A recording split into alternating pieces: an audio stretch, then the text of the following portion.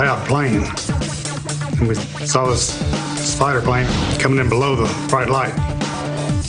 Got pretty close to it, and all of a sudden it went straight up at it. Then, flying at top speed, Mantell's plane slammed into the ground. When Captain Dusler arrived to investigate, he discovered something very peculiar.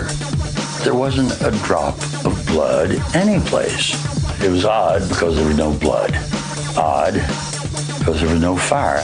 I don't ever recall seeing a crash like that or as serious as that didn't have a fire. I never saw his body because the coroner had taken it away. No one at the funeral home saw the body. It was in a black leather bag, and then it was sealed inside a lead coffin. The body was buried 3 days after the accident. Was there even a body in that black leather bag? No one saw the remains. Recently discovered documents reveal that the Air Force sent Colonel H.M. McCoy and his investigator Al Ludding to the site. Ludding had been studying what he called flying discs. He was the only man assigned to, as he called it, Saucer Project. He had file case after file case after file case filled with reports. One of the keys to solving this case comes from finding out more information about the Air Force intelligence team that was sent to investigate this incident. Alfred Ludding was assigned very early in the game to work on flying discs for the intelligence group. Al Ludding designed a flying disc-shaped craft, which, although he was not allowed to patent it at that time, ultimately got a patent. Where did Ludding get the idea for a flying saucer? Was it similar to the one Mantell pursued? At that time, it was general procedure that nobody talked about UFOs. The Air Force's official statement, Mantell died of anoxia, a lack of oxygen, while chasing the object. But does that cover up the real cause of Thomas Mantell's death? If we can answer these questions, if we can find out their background, then we can have a little bit more information that could answer as to whether this was an extraterrestrial vehicle. Coming up on Unexplained Mysteries, the legendary Roswell incident. What happened in the desert? We saw a crash of one of the flying saucers. Witnesses say physical evidence was recovered from the crash site. It was a series of geometrical patterns, very different from anything I'd ever seen before. The government cover-up that traumatized Roswell's friends and neighbors. Our families have been greatly affected, and we never knew why. And we'll give you the final word on UFOs in our Unex report, here on Unexplained Mysteries.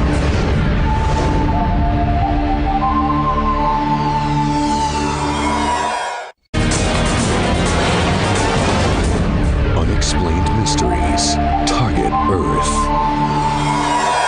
Many people believe UFOs have been coming to Earth for years, and the most famous incident of all can be summed up in one word: Roswell.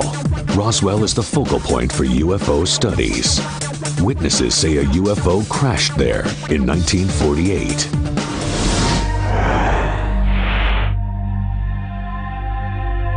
I have pieces of what is called a flying saucer. They also say the U.S. government covered it up with threats and intimidation. And if anybody got close, they were told to shoot to kill. Whatever happened at Roswell, I believe that the government covered it up. The government's brutal tactics left lasting emotional wounds on the residents of the town. But now, the survivors of Roswell are risking their lives to speak out. Obviously, our families have been greatly affected. Our parents' lives were changed, and we never knew why. Roswell was the home of the 509 Bomb Group of the Army Air Force. It was the only unit in the world with the atomic bomb. Jesse Marcel was the base intelligence officer. It was late one night when my dad came in. He woke my mother and myself up out of a sound sleep to show us some debris that he brought in from the desert. The debris came from a crash of an unknown craft. and he was very excited. He called this stuff parts of a flying saucer. There was some metal foil-like material, jagged like it had been ripped or torn. Marcel's son says he noticed some pieces contained symbols that looked like hieroglyphics. It was a series of geometrical patterns. It was certainly very different from anything I'd ever seen before or since.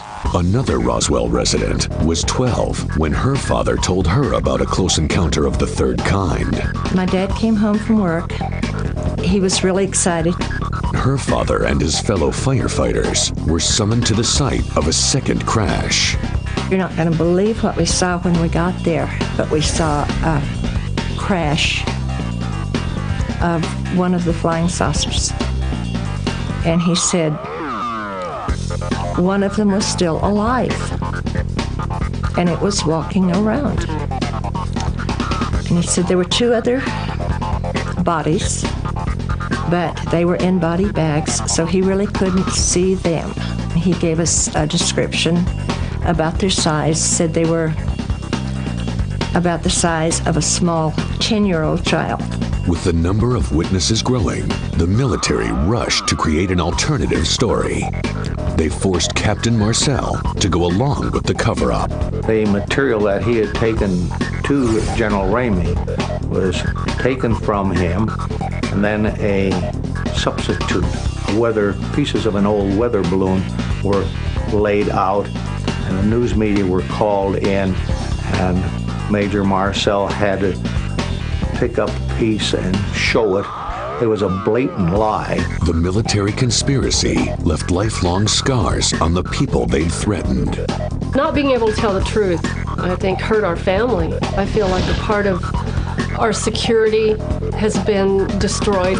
Some have a theory about why aliens were watching the area. I believe that the reason there were so many flying saucers was that the atomic bomb went off. So I think they were observing what was going on. I think they knew what was going on. When Roswell's radio station reported the incident, the newsmen heard from the government. The Federal Communications Commission said, the next word you pop out of this, we'll monitor you. Do it and you're dead.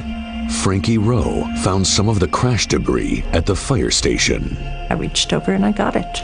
And I picked it up and played with it. Then the military confronted Frankie with a threat that has plagued her for the rest of her life.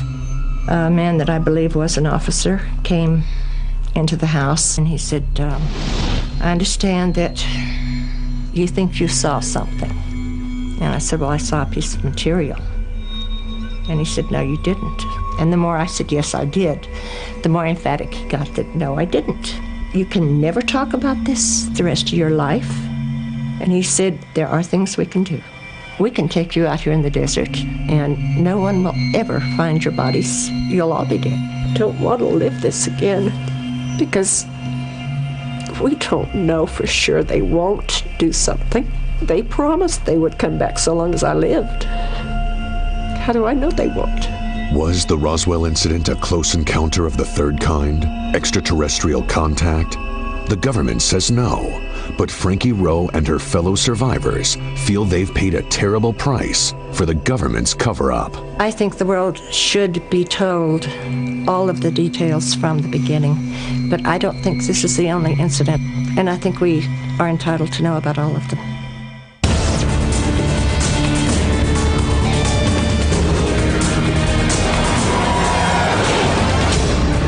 And now, the Unex report.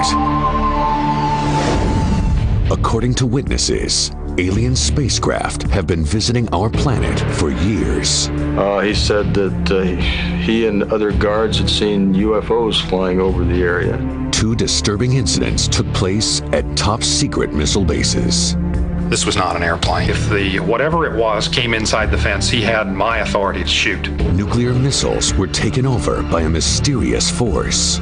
About 5 minutes later, he calls back and missiles started shutting down. All over England, there were sightings of huge flying craft. It banked over, shoved to the left, and then I could see it was a huge triangle. Reports came in from credible witnesses like airline pilots. A very brightly lit craft flew past them. The co-pilot instinctively ducked because it was so close. Experts fear that the unidentified objects pose a significant threat. And some of the beings associated with them are dangerous. An unidentified craft spotted above a military airfield set off alarms and a chase. They described the object as being very large, metallic, round metallic object. When the pilot intercepted it, he was killed in a bizarre crash. There wasn't a drop of blood any place. There was no fire. An Air Force team was sent to investigate the crash, or were they sent to put the lid on it? No one at the funeral home saw the body. It was in a black leather bag, and then it was sealed inside a lead coffin. Even our nation's capital came under attack. Air Force personnel were stunned when hundreds of UFOs appeared to descend on the city. He flew into this cluster of lights, and then he said, "I see them. They're all around me." And survivors from the first documented UFO crash site speak out for the very first time. These are pieces of what is called a flying saucer. We saw a crash of one of the flying saucers. One of them was still alive, and it was walking around. Now they say the military threatened them with physical harm. And if anybody got close, they were told to shoot to kill. Whatever happened at Roswell, I believe that the government covered it up. We don't know for sure. They won't do something. For updates on some of these cases, visit our website and click on the UFO links. Eyewitnesses are certain these extraterrestrial craft are targeting Earth. Are they invaders from another world? Or are they, as the government claims, weather balloons, lunar landers, or military secrets? Important questions, but for now, the answers must remain an unexplained mystery.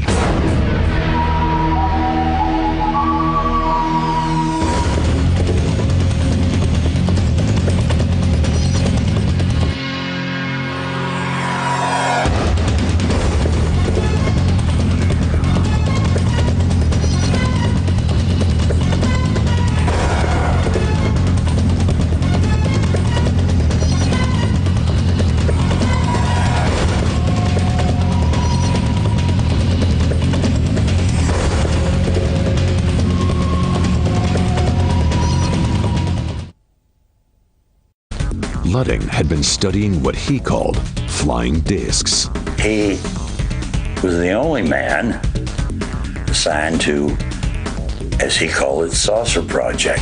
He had file case after file like that, or as serious as that didn't have a fire.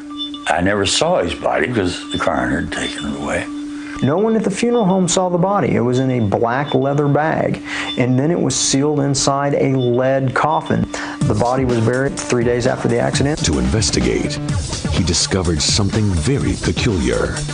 There wasn't a drop of blood any place. It was odd because there was no blood. Odd because there was no fire. I don't ever recall seeing a crash like Lay out plane. And we saw this fighter plane coming in below the bright light. Got pretty close to it, and all of a sudden went straight up at it. Then, flying at top speed, Mantell's plane slammed into the ground. When Captain Dusler arrived, was there even a body in that black leather bag? No one saw the remains. Recently discovered documents reveal that the Air Force sent Colonel H.M. McCoy and his investigator Al Ludding to the site.